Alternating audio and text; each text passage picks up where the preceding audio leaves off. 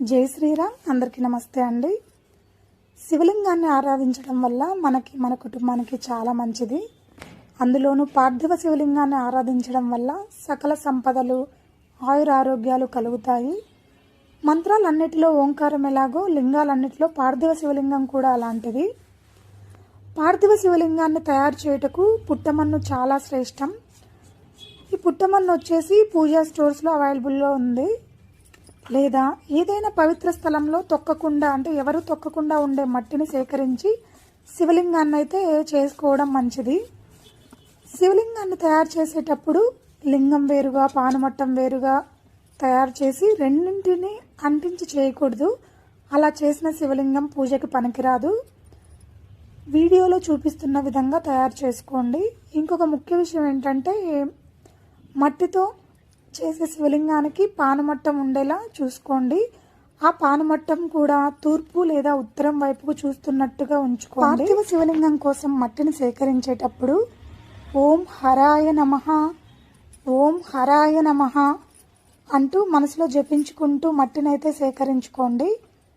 తర్వాత శివలింగాన్ని తయారు చేసేటప్పుడు ఓం మహేశ్వరాయ నమః, ఓం మహేశ్వరాయ నమః అంటూ జపించుకుంటూ శివలింగాన్ని అయితే తయారు చేసుకోవాలి. అండ్ ఇక్కడ వచ్చేసి నేను పడిగ కూడా పెడుతున్నాను అనమాట స్వామివారికి.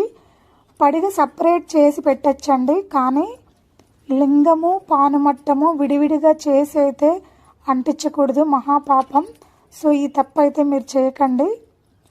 ఇక్కడ శివలింగం తయారు చేసేటప్పుడు పడిగలు ఉన్నా లేకపోయినా పర్వాలేదు, కానీ శివలింగాన్ని కలిపి తయారు చేసుకోండి.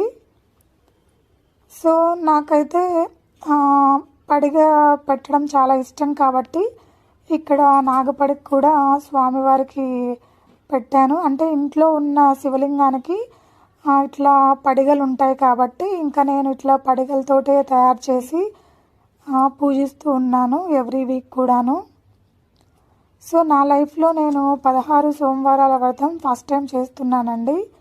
యాక్చువల్గా నేను ఆషాఢ మాసంలో చేస్తారన్నది కూడా మర్చిపోయాను. ఆ స్వామి గుర్తు చేయించుకొని మరీ పూజ చేయించుకుంటున్నాడు. నేను 16 సోమవార వ్రతం అయితే స్టార్ట్ చేసేసాను కదా. సో ఈ వీక్తో అయితే నాకు 5th వీక్ అన్నమాట వ్రతం.